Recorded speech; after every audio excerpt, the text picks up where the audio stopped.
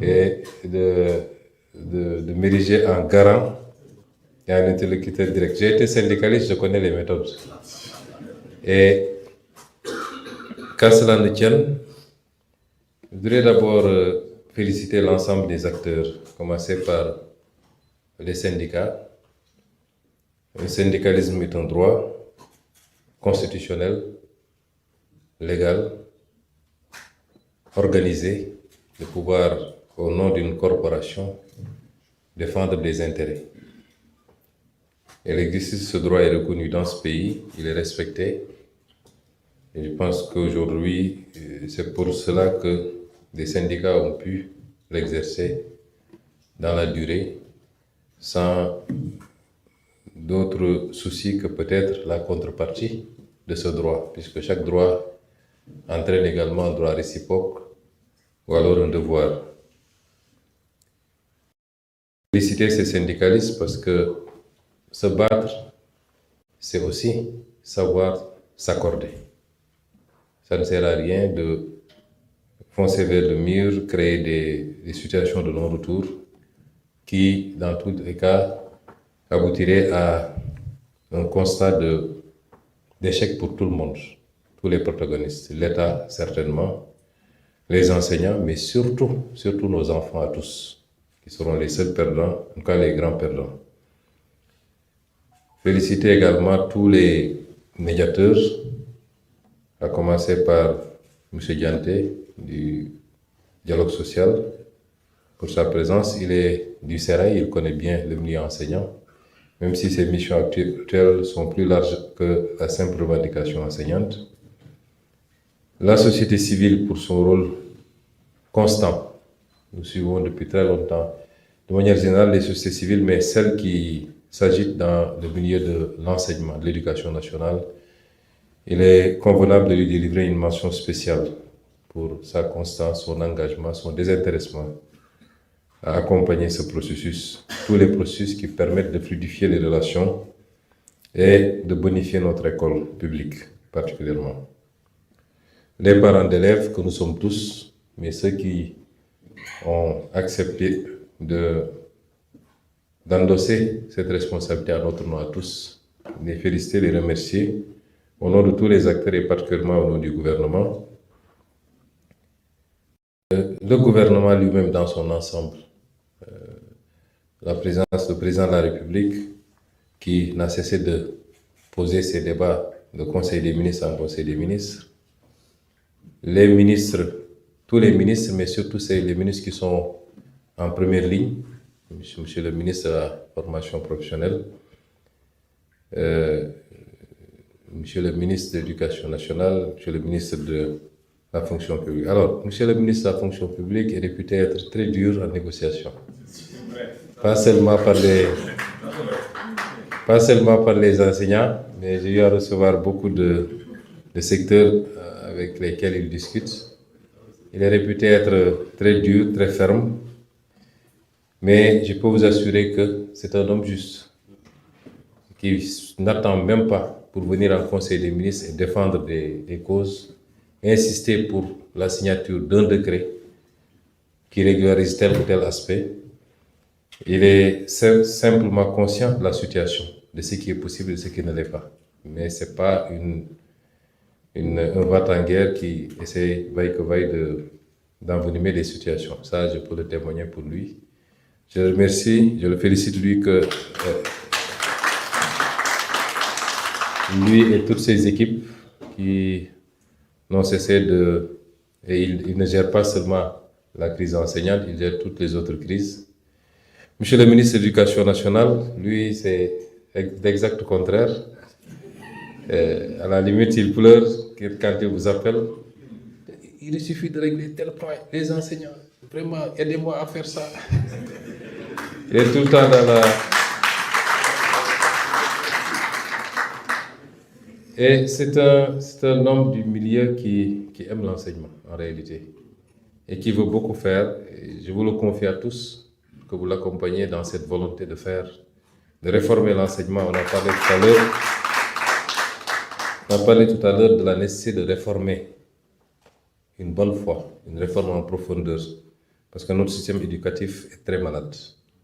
Au-delà des aspects que nous pouvons, qui nous réunissent ici, il y a tout un débat sur le cursus, sur le curriculum, sur les programmes, sur beaucoup de choses qu'il faut revoir, et c'est un travail de longue haleine qui nous attend tous. Je n'aurais pas dû beaucoup insister d'ailleurs sur les enseignants parce qu'ils se sont autocongratulités tous. Chacun est passé pour féliciter, rendre hommage aux enseignants, donc ils l'ont fait pour eux-mêmes déjà. Mais j'ai l'habitude de rendre hommage à l'école de manière générale. L'école, il faut l'aimer pour la servir. Il faut l'aimer pour la servir. Et ce serait une très mauvaise perception de penser que les enseignants aiment forcément l'école plus que tous les autres. Ne le pensez pas. Nous aimons l'école, toutes les écoles, mais particulièrement l'école publique, que je qualifie toujours d'école de l'égalité des chances. La plupart d'entre nous, peut-être tous même, s'ils sont là, c'est parce qu'il y a une école publique. Au fin fond du Sénégal, dans tous les coins et recoins, c'est ça qui nous a permis de performer, d'être là où nous sommes, et quelquefois de rattraper les écarts de la nature, ce que j'appelle les écarts de la nature, face à des enfants plus nantis peut-être, matériellement, mais qui aujourd'hui, pour lesquels nous ne trouvons rien à envier par rapport à l'aboutissement d'une carrière, d'un cursus. Cette école publique, elle est importante. Et je puis vous assurer que nous l'aimons et nous en comprenons les défis. Si aujourd'hui nous aboutissions à une année blanche, moi qui vous parle, j'ai des personnes, des enfants qui auront suivi l'année blanche en même temps que tous les autres enfants du Sénégal. C'est une option d'avoir choisi l'école publique. Ils n'ont pas de problème de pouvoir amener nos familles dans d'autres écoles. Donc vous ne pouvez pas confier vos enfants à une institution et s'aborder cette institution. Ne serait-ce que par amour filial, ce n'est pas possible. Et je voudrais que les enseignants le comprennent. Nous sommes engagés, tous ici, avec vous, dans un processus de réforme en profondeur. Et je peux vous assurer que nous ne vous refuserons rien qui soit possible. Nous ne vous refuserons rien qui soit possible. Dans cette phrase, il y a deux aspects importants. Donner, mais avoir la capacité de donner. Nous disons la même chose, sauf qu'il y a deux aspects qui ne sont pas suffisamment intégrés quelquefois. C'est le contexte et c'est le tempo. Si on ne les intègre pas suffisamment, on tombe dans un dialogue de sourds. Parce que l'État que nous représentons aujourd'hui a l'obligation d'écouter et d'essayer de comprendre toutes les préoccupations que vous soulevez, que nous n'ignorons pas en réalité. Je ne pense pas qu'il y ait une seule préoccupation que nous ignorons bien avant même d'être aujourd'hui là où nous sommes. Donc cet État a l'obligation d'écouter. Mais d'écouter qui? D'écouter les enseignants, d'écouter le secteur de la santé, d'écouter les greffiers, d'écouter les transporteurs, d'écouter les agriculteurs. L'État a cette obligation d'écouter. Mais nos vis-à-vis ou nos partenaires, parce que je préfère ce terme, ont également l'obligation de nous écouter et de nous comprendre. De nous écouter et de nous comprendre. Or, quelquefois, nous avons l'impression qu'il y a un biais dans cette écoute. Écouter l'autre, c'est l'écouter dans son contexte global, dans son environnement. Et non pas par rapport uniquement à un secteur que je considère être le mien. C'est extrêmement important. Ce pays, nous le partageons tous. Il ne m'appartient pas, je n'ai pas plus de droits que qui que ce soit.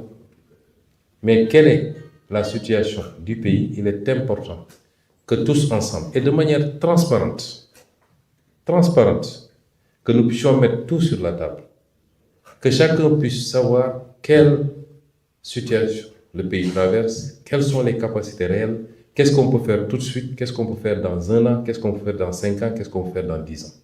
Et qu'on puisse s'inscrire dans cette trajectoire. Je l'ai dit l'autre jour, je le répète, je ne pense pas que les travailleurs de manière générale et les enseignants en particulier puissent trouver de meilleurs alliés que nous. Je ne le pense pas. Quelqu'un où beaucoup d'intervenants ont soulevé la question du respect des accords. Voilà un des problèmes fondamentaux. Respecter les accords suppose que chaque partie s'engage par rapport à ses capacités réelles. Mais à chaque fois qu'il y a eu,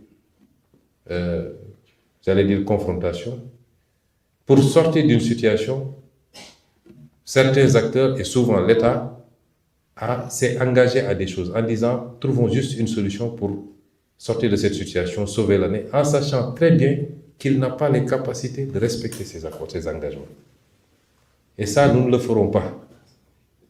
Nous ne le ferons pas, et c'est pourquoi je peux vous garantir que ce qui a été signé ici sera respecté parce que nous nous sommes limités. Nous nous sommes limités à dire ce qu'on peut faire, ce qu'on ne peut pas faire. On vous a dit peut-être que ce sera possible, mais à tel délai. Et on le fera comme ça avec tous les secteurs. Ce sera un langage de vérité, un langage de transparence, parce que ce qu'il faut, c'est qu'ensemble nous puissions cheminer avec tous les autres acteurs sur des choses faisables, réalisables, en se disant, en ayant une présomption de bonne foi, chacun sur l'autre. Une présomption de bonne foi. Nous ne sommes pas dans un schéma où chacun essaie de tromper l'autre. Moi, je ne serai pas dans ça. Je ne serai jamais dans ça avec aucun interlocuteur.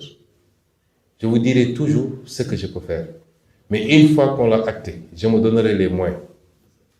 Je suivrai moi-même, je surveillerai et je me donnerai les moyens pour que, s'il doit y avoir problème, que ça ne vienne pas du gouvernement sur la base de ce que nous avons signé. Ça, nous le ferons. Et je voudrais donc vous dire que les positions que nous avons ne sont pas des positions va-t-en-guerre ou des positions de radicalité. Nous ne sommes pas dans ça. Donc on peut le penser, mais nous ne sommes pas dans ça.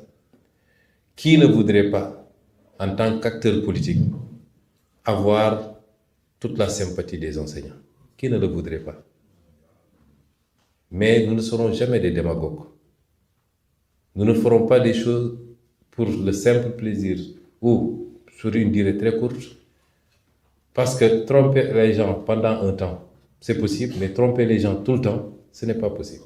Tout le cumul de ces accords que vous posez aujourd'hui, c'est parce qu'à un moment donné, il y a une volonté de tromper sur une période, en se disant, on verra ce qui va se passer après.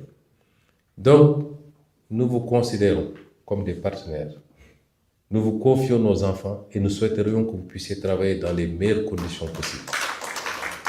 J'ai toujours eu l'habitude de dire, en étant opposant et aujourd'hui en étant au pouvoir, que le secteur de l'enseignement et le secteur de la santé, on a parlé beaucoup de capital humain.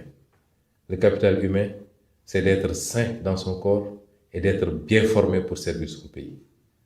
Qui peut faire ça si ce ne sont les deux secteurs que je viens de citer? C'est des secteurs importants, névralgiques. Et ensemble, nous allons aller progressivement vers les réformes, mais vous ne pouvez pas ignorer qu'aujourd'hui, le Sénégal oriente plus de 70% de tous ses revenus à payer une dette qui nous asphyxie. Vous ne pouvez pas ignorer que c'est quasiment un exploit et des gymnastiques pour stabiliser ce pays, pour que les fondamentaux soient maintenus. Et malgré tout, nous avons, parce que souvent je dis, quand on apprécie les efforts qui ont été faits, il faut sortir du cadre restreint. Qu'est-ce que l'État a fait pour baisser les prix d'un certain nombre de denrées dont nous bénéficions tous? C'est appréciable.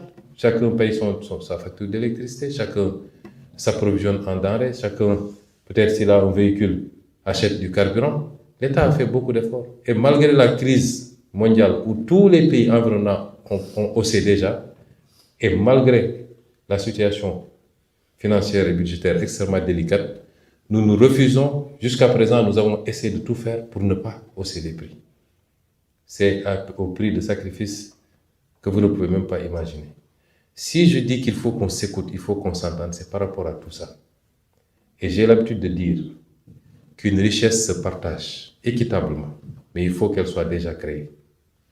Le Sénégal est un pays pauvre, extrêmement endetté. Nous n'avons pas encore créé la richesse. La richesse ne se crée pas par le président de la République ni par le gouvernement. Il se crée par chacun d'entre nous, dans notre capacité de nous inscrire dans une vision, de consentir les sacrifices. Il n'y a pas de développement sans une génération qui accepte de consentir les sacrifices. Les jalons qu'on pose, ce n'est pas pour nous, c'est pour justement ces enfants qu'on vous a confiés. Dans 10 ans, dans 15 ans, dans 20 ans. Donc, inscrivons-nous dans cette logique, c'est tout ce que nous demandons. Mais sachez que, à chaque fois que la situation du pays le permettra, personnellement, je n'attendrai pas qu'il y ait des revendications pour faire ce qu'il y a à faire. Parce que cette richesse appartient au Sénégal. Et de surcroît, en ce qui concerne la rémunération de tous les agents du secteur public. Je l'ai dit l'autre jour, nous avons engagé des réformes beaucoup plus en profondeur pour plus d'équité dans le système de rémunération. Les travaux se poursuivent, les conclusions seront rendues et sans vous attendre, avec ou sans vous, nous ferons ce qu'il faut faire pour qu'il y ait un système de rémunération beaucoup plus juste. Un système n'est jamais égalitaire, mais il peut être un peu plus juste et nous travaillons à ça. Donc c'est pour dire que le gouvernement que je dirige est un gouvernement social qui se préoccupe tous les jours que Dieu fait du mieux-être des Sénégalais, malgré les difficultés que nous traversons. Et nous voulons que nous tous nous inscrivions dans ces perspectives-là. Et je terminerai par les conséquences malheureusement de tout ceci. Un intervenant a dit qu'il y a eu 52 heures de négociation. Il y a 150 heures de gap, malheureusement. On a plus le tiers de ce temps pour négocier. Je demeure absolument convaincu que les enseignants que je connais, qui au-delà de tout sont des patriotes, j'en suis convaincu, sauront trouver les mécanismes pour résorber ces heures pour que les enfants puissent passer le cap dans les meilleures conditions possibles et éviter de trimballer des lacunes qui vont plus tard les poursuivre sur tout le reste du cursus. Le gouvernement, en ce qui le concerne, fera ce qu'il a à faire. Nous avons ébauché déjà des solutions que je ne vais pas développer ici, mais des instructions ont été données au ministre. Le gouvernement est là pour accompagner ce processus, pas pour les enseignants, mais pour les élèves, les enfants qui n'ont peut-être pas demandé à se retrouver dans ces situations. Et nous vous tendons la main dans ce sens-là, pour qu'autant que possible, nous puissions consacrer le reste de l'année à rattraper le temps perdu, à lisser un peu